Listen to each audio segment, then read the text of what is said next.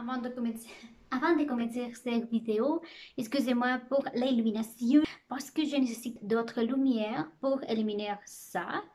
Et c'est tout. Bonjour et bienvenue dans une nouvelle vidéo.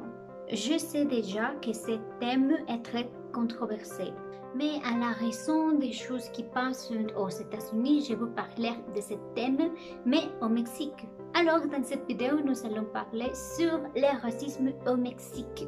Mais avant d'aller dans ce turbulent, il faut définir les concepts du racisme. Parce que avant de parler, il faut savoir. Et ici est mon ordinateur, alors je vais chercher les concepts du racisme. Ok, que selon la RAE, la Real Academia de Lengua Española, racisme est l'exacerbation du son racial d'un groupe ethnique qui motive généralement la discrimination ou la persécution d'un ou plusieurs autres avec qui ils vivent. Ok, je ne comprends pas. Je ne sais pas ce que signifie l'exacerbation. Donc, je vais aller chercher sur Google. L'exacerbation est l'augmentation transitoire de la gravité d'un symptôme ou d'une maladie. Ok, je comprends. Mais pour dissiper le doute, seulement pour dissiper le doute, voyons ce qu'en Wikipédia en dit. Ok, Wikipédia cite également la définition de RAE, mais il ajoute ce qui suit.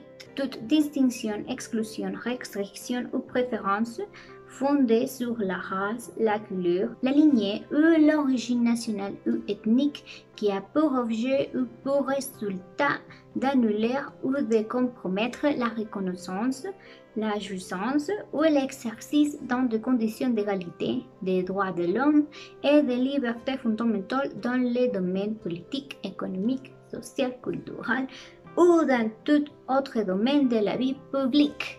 Et puisque nous connaissons les concepts du racisme, je vais étudier les niveaux de racisme au Mexique. Pour cela, je reprendrai l'enquête nationale sur la discrimination menée par l'INEGI en 2007. Et je dois faire un parenthèse. L'INEGI est l'Institut national des statistiques et de géographie au Mexique. Et cet institut est chargé de réaliser le census de la population au Mexique. Et sur la couverture de l'enquête apparaît le logo de INEGI, ENADIS, CONACYT, la CNDH, qui est autre organisation très importante parce que c'est la Commission nationale des droits des hommes. Et finalement, le logo de l'UNAM. L'UNAM est une des universités très prestigieuses au Mexique. Okay. Et les documents indiquent que les raisons de la discrimination au Mexique sont les suivantes. Tant de la pure manière de parler, voix, taille, tenue vestimentaire ou de toilettage, la classe sociale. Et dans mon opinion, comme une Mexicaine de classe moyenne, je pense que c'est la raison la plus courante. Les croyances religieuses, sexe, âge et l'orientation sexuelle. Et ces graphiques montrent ce qui est la plus discriminée au Mexique. C'est l'apparence suivie des croyances religieuses et en fond du sexe. Selon les données de cette enquête, les femmes sont les plus discriminées que les hommes. Et selon les données de cette enquête, est que la situation de discrimination la plus suivante déclarée dans presque tous les groupes d'études. C'est-à-dire que l'école est le lieu où les personnes sont discriminées et c'est très triste. Ensuite, un graphique à barre s'affiche où l'on observe que les personnes les plus discriminées au Mexique sont les mêmes Mexicaines. What? Ok, je vais expliquer pourquoi dans mon point de vue dans un moment. Ok, et ce document dit que la deuxième population la plus discriminée du Mexique est l'ascendance africaine, puis ceux qui professent une autre religion au catholique, qui est la religion qui prédomine plus au Mexique, puis ceux qui parlent une langue indigène et enfin les personnes handicapées.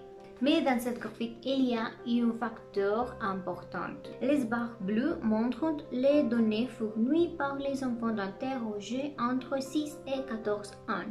Et la barre jaune, les données fournies par les personnes entre 15 et 24 ans.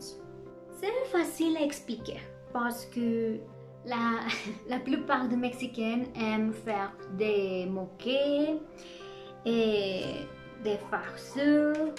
Alors, les enfants ne sont pas conscients que cette moquerie peut être péjorative et nuire aux autres.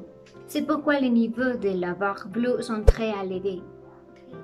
Sachant tout cela, il est temps de donner mon avis. L'opinion d'une Mexicaine de 21 ans. De mon point de vue, selon les contextes dans lesquels vous vous trouvez, ils vont faire la discrimination contre vous. Je m'explique. Si un Africain marche dans la rue, personne ne va lui dire ou faire rien. Ou bien, rien qui soit offensif. Évidemment, des autres personnes vont le voir plus longtemps que la normale. Et il chuchotera quelque chose comme « Êtes-vous? C'est un Africain !» Mais pas sur un ton grossier, parce qu'il n'est pas très courant de voir des personnes africaines au Mexique. Mais d'un autre côté, s'il s'agit d'un contexte de travail, ils sont plus susceptibles d'accepter quelqu'un qui a la peau claire. Je considère qu'en Mexique, il n'y a pas de racisme en tant que tel. Je ne veux pas qu'au Mexique, il n'y a pas de racisme. Il y a, mais d'une autre manière. Et je ne veux pas ressembler à Juan Pazurita sur Instagram disant « Non, au Mexique, il n'y a pas de racisme. Tout est parfait. » Non. Dans mon avis, je ne l'appellerai racisme. Je l'appellerai classisme. Ok, ces deux concepts faire allusion à la discrimination, mais d'une manière différente. Parce qu'au Mexique, il n'importe pas si vous êtes blanche ou noire. Si vous avez de l'argent, tout le monde te respectera. Et la classe supérieure discriminera toujours la classe inférieure. Et il est temps de clarifier la discrimination entre Mexicains. Les Mexicains se discriminent entre eux parce qu'il y a une population indigène. Et si nous prendrons un livre de l'histoire au Mexique, les premiers natifs mexicains ont été des indigènes et ils avaient été esclavisés. Et c'est pourquoi nous donnons la priorité aux étrangers. Et la population indigène est fortement discriminée par sa façon d'habiller, de parler, des coutumes et principalement de son apparence. Il est très regrettable que nous faisons de la discrimination contre nous-mêmes. Il est très ridicule. Et je sais que dans ce moment, vous vous questionnez si j'ai été discriminée et la réponse est oui.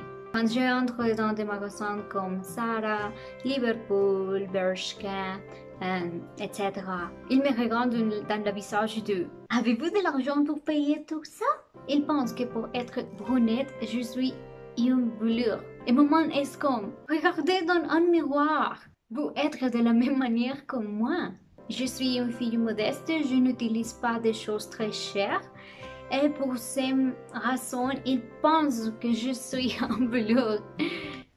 Ok. Il est courant qu'au Mexique, les vendeurs des magasins luxueux deviennent impolis.